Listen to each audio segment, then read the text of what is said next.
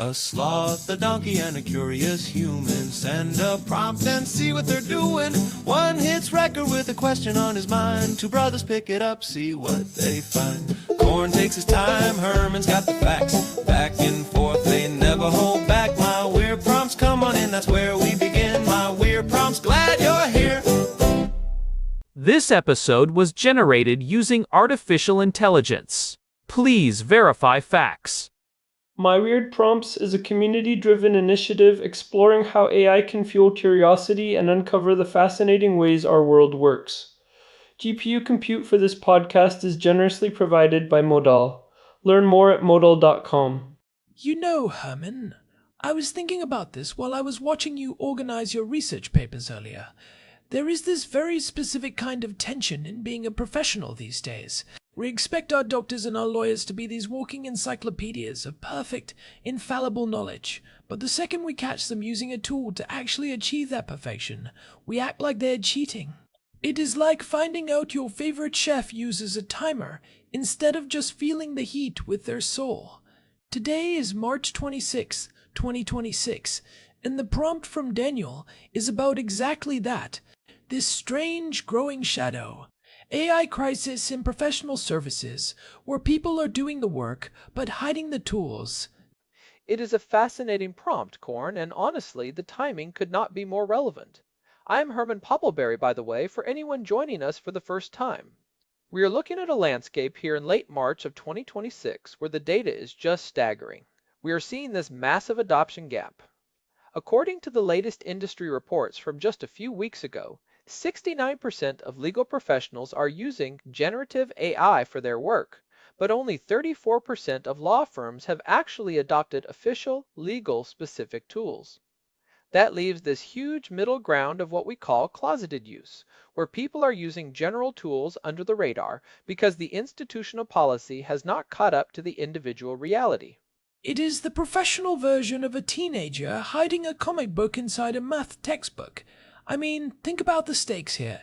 If you are a lawyer and you are saving 8 to 10 hours a week by using these tools, which is the number doclegal.a, I is reporting right now, that is an entire workday you have reclaimed. But instead of the firm celebrating that efficiency, the lawyer feels like they have to pretend they spent those 10 hours grinding through manual document review. Why are we so obsessed with the struggle? Why is the labor more important than the result? There is a deep-seated cultural lag at play. We have been conditioned to equate professional value with billable hours and visible effort. When you remove the friction, people feel like the value has been removed too. But what is really driving the secrecy right now is not just laziness or a lack of accountability, it is the fear of being labeled a stochastic parrot. That term has become such a weaponized slur in professional circles. Critics use it to imply that the AI is just guessing the next word without any understanding of the law or medicine. But that perspective ignores the massive technical shift we have seen over the last year toward agentic systems and highly specialized retrieval augmented generation. Right, because we are not just talking about someone asking a chatbot to write a closing argument anymore. We are talking about professionals who are essentially acting as supervisors for a very fast, very thorough junior associate. But here is the paradox Daniel pointed out in his prompt that I want to poke at. We demand that a doctor knows every possible drug interaction for a rare condition, yet if that doctor uses an AI tool to double-check that interaction, some patients feel like the doctor is less competent. It is this weird idea that human memory is the only valid form of expertise. That is the core of the transparency paradox. We want the outcome, the safety, and the accuracy, but we have this romanticized attachment to the method. The reality of 2026 is that the American Medical Association updated its policy just 2 weeks ago on March 13th. They are now officially pushing for the term augmented intelligence instead of artificial intelligence. They want to frame it as a partner. And the reason they are doing that is because 81% of physicians are now using AI in their practice. That is double the rate from 2023. You cannot have 4/5 of your workforce using a tool in secret without creating a massive liability nightmare. And that liability part is where it gets spicy. I saw that memorandum from Skadden Ops that came out yesterday, March 25th. They basically laid down the law. pun intended, saying that if a lawyer says the algorithm did it, it carries the same legal weight as saying the calculator did it. You are still 100% liable for the output. It is such a cold, clear way of saying, look, use the tool, but do not think for a second it absolves you of your professional duty. The Skadden memo is a landmark moment because it treats AI as a utility rather than an agent. If you use a calculator and you type in 5 plus 5 and it tells you 12 because the battery is low, and you put that 12 on a tax return, the IRS does not care about the calculator. They care about your signature on the bottom of the page. This shift is actually what should be giving professionals the confidence to come out of the closet with their AI use. If the liability remains with the human, then the tool is just a sophisticated extension of that human's intent. But does that actually solve the stigma? Because if I am paying a lawyer $500 an hour and I find out they used a tool to do 3 hours of work in 20 minutes, I am going to want to know why I am still paying for the other 2 hours and 40 minutes. Is that why the usage is staying in the shadow? It is not just about the quality of the work. It is about the business model of professional services being built on the idea that things should take a long time. You are touching on the structural rot that AI is exposing. The billable hour is the natural enemy of efficiency. When you have tools like Harvey AI or CoCounsel, which are these highly guardrailed, legal-specific platforms, they are grounding their responses in actual case law and verified statutes. They have virtually eliminated the hallucinations that we saw back in the Mata versus Avianca days of 2023. But if a law firm adopts these, they have to fundamentally change how they charge clients. It is easier for a firm to have no formal policy and let their associates use AI in secret to keep their heads above water while still billing the client for the full human speed duration. Let us talk about that Mata versus Avianca thing for a second, because that is the ghost that still haunts every courtroom. For those who do not remember, that was the case where a lawyer used an early version of a chatbot to write a brief, and the chatbot just made up entire cases and citations. It was a disaster. But Herman, you're saying the technology today, in 2026, is fundamentally different. How? It is all about RAG, or retrieval, augmented generation. In 2023, the models were just predicting the next likely word based on their training data. They were essentially dreaming. Today, professional tools use RAG to anchor the AI in a specific closed database of verified facts. When a lawyer uses CoCounsel, the AI is not allowed to just reach into the void of the internet. It is forced to look at the actual Westlaw or LexisNexis database, find the real case, and then summarize it.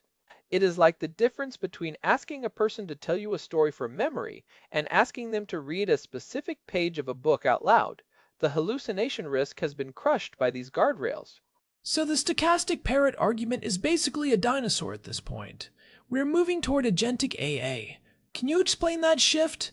Because I think that is where the junior team member analogy really starts to make sense. A generative AI just makes content.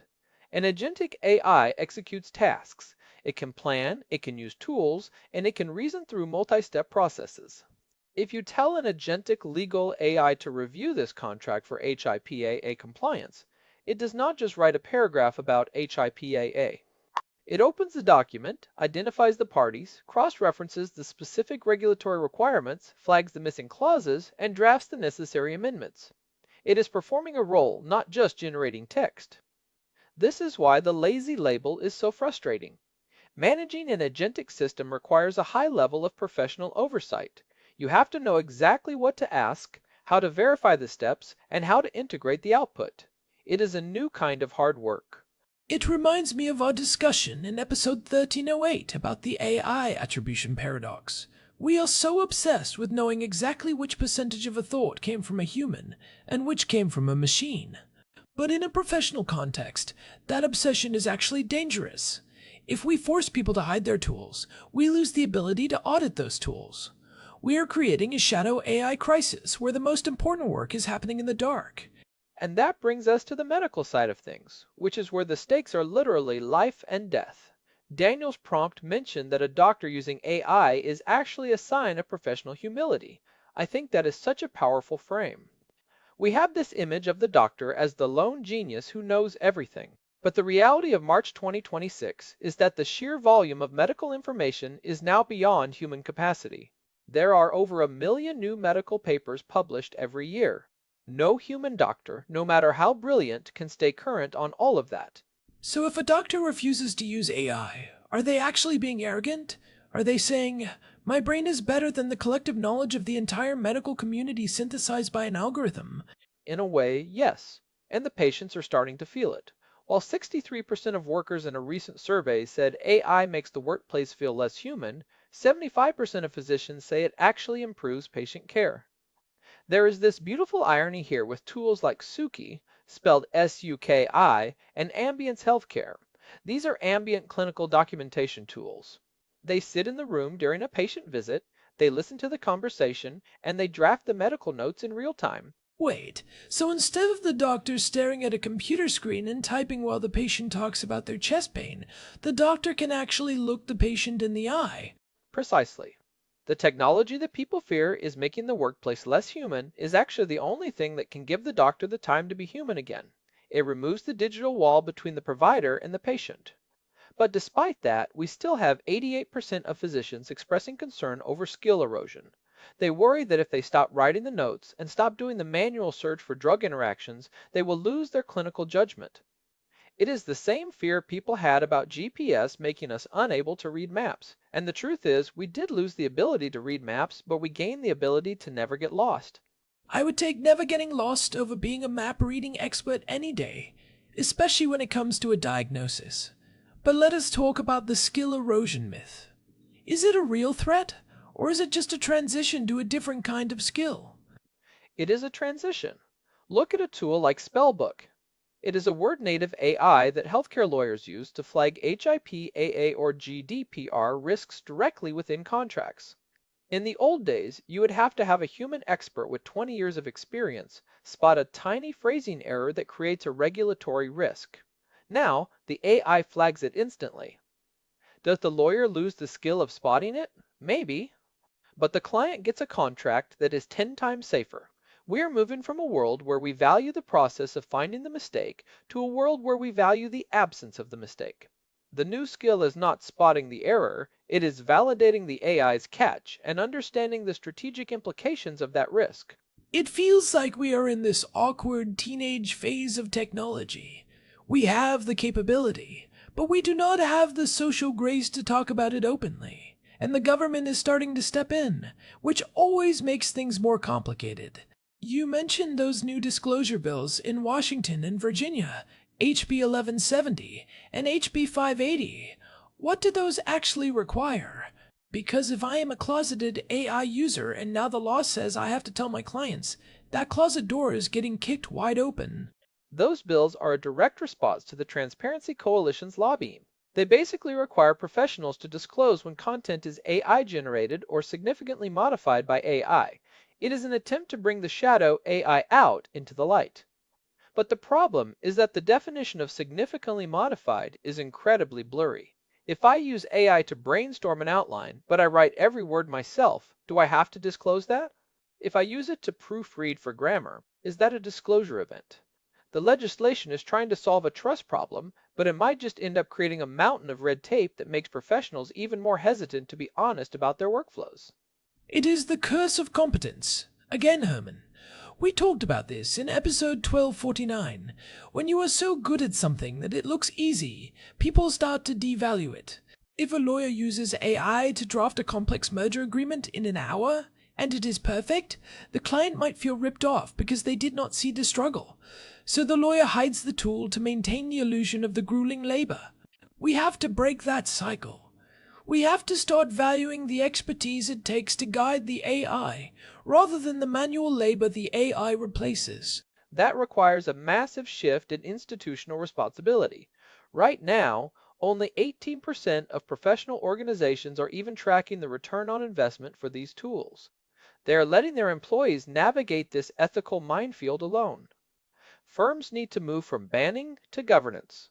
Instead of saying do not use AI, they should be saying here is the professional grade, secure, grounded version of the tool. Use this one, and here is how we want you to document it. So, if I am a junior associate or a resident doctor listening to this, and I am currently a closeted user, how do I advocate for this? How do I move from shadow AI to sanctioned AI? You have to frame it in terms of risk and liability. If you are using a non-sanctioned tool on your personal phone to check a diagnosis or draft a brief, you are creating a massive data privacy risk. You are probably leaking patient or client data into a general model. The argument to the higher-ups should be, I am using these tools because they make me more accurate and efficient, but I want to use a version that is secure and firm approved so we can protect our data and our clients. You make it about professional duty, not just personal productivity. I love that. It turns the conversation from I'm being lazy to I'm being responsible. And that leads us to the future of professional identity. Herman, do you think we will ever reach a point where failing to use AI is considered malpractice? We are already seeing the first ripples of that. In legal circles, there are serious discussions about whether the duty of competence now includes technological competence. If your opponent uses AI to find a needle in a haystack piece of evidence that wins the case, and you missed it because you were manually reading boxes of paper, did you provide effective counsel? Eventually, the standard of care in medicine and law will be defined by what a reasonably competent professional, using the best available tools, would do. If those tools include AI that reduces diagnostic errors by 40%, then choosing not to use them is a choice to be less effective. It is a total rebranding of what it means to be an expert. In the 21st century, an expert is no longer a person who knows all the answers. An expert is a person who knows how to ask the right questions and how to verify the answers they receive. It is a shift from being a library to being a librarian. And that is a hard transition for people whose entire identity is built on being the library. It is a messy transition, but a necessary one. The shadow AI crisis is not that people are using AI, it is that they are using it without a safety net. The American Medical Association is trying to lead the way by emphasizing augmented intelligence, framing it as a safeguard against human error rather than a replacement for human care. If we can get there, then the doctor using AI is not a sign of weakness, but a sign of the highest professional standards. I think about Daniel's son Ezra growing up in this world. By the time he is looking at careers in the 2040s, the idea of a closeted AI user will probably seem as absurd as a closeted spell check user seems to us now. We will look back at 2026 and wonder why we were so conflicted about using tools that clearly made us better at our jobs. The economic pressure will eventually override the cultural stigma. When firms realize they are losing out on 8 to 10 hours of productivity per person per week by not having an official policy, they will be forced to adapt. But I hope we find a way to make it about more than just the bottom line. I hope we make it about that professional humility we talked about. The idea that being a great doctor or a great lawyer is about being a human who cares enough to use every tool at their disposal to get it right. That is the most hopeful version of this story. AI as a safeguard, not a replacement. If you are a doctor or a lawyer listening to this, and you have been using AI in the shadows, maybe it is time to start that conversation at your firm or hospital. The more we talk about it, the less power the taboo has. The transparency paradox only exists as long as we stay silent about the tools we are using to achieve the results everyone wants. The individuals have already moved on. 81% of doctors is a massive number. You cannot keep that many people in the shadow for long. Eventually, the light is going to break through. Well, I for one am glad I have you to help me understand all these memos, Herman, even if you do insist on using your full name in the intro like a fancy lawyer. Habit of the trade, corn, habit of the trade. This has been a really deep one. I think we have given people a lot to chew on regarding the future of professional identity. Before we wrap up, I want to give a huge thanks to our producer, Hilbert Flumingtop, for keeping the gears turning behind the scenes. And a big thanks to Modal for providing the GPU credits that power the generation of this show. We literally could not do this without the very technology we spend all our time discussing. It is a meta-existence, corn. We are living the prompt. We really are. If you are enjoying the show and want to make sure you never miss an episode, search for My Weird Prompts on Telegram to get notified the second a new episode drops. We are also on Spotify and Apple Podcasts, and you can find our full archive of over 1,500 episodes at myweirdprompts.com. If you have a prompt of your own, send it over to show@myweirdprompts.com. We love digging into these complex intersections of technology and culture. This has been My Weird Prompts. We will see you next time, hopefully in the light, not the shadows. Goodbye, everyone. See ya. Well... This episode was generated using Gemini Flash 3. Text-to-speech engine was Chatterbox. Thanks for listening to our show, My Weird Prompts, where our thoughts go from slow takes to facts on cue. We change and follow through. My Weird Prompts, that's the close from sloth